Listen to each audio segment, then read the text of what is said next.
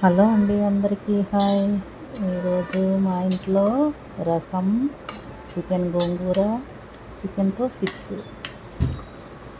రసం అయితే రోజు ఉన్నా పర్లేదండి, రోజు తిన్నా కూడా ఏం కాదు. రసం అన్నము మనకి అరుగుదల అవుద్ది మనం తిన్న ఆహారం.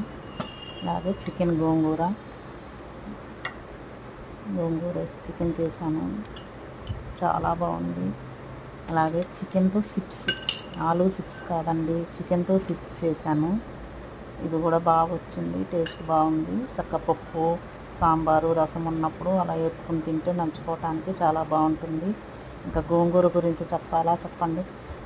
గోంగూర అయితే గోంగూర, చికెన్ గోంగూర, మటన్ గోంగూర, రొయ్యలు గోంగూర, బోటి, ఇంకా నాన్ వెజ్కైనా గోంగూరని తీసే పనే లేదండి, అంత టేస్ట్ ఉంటుంది గోంగూర.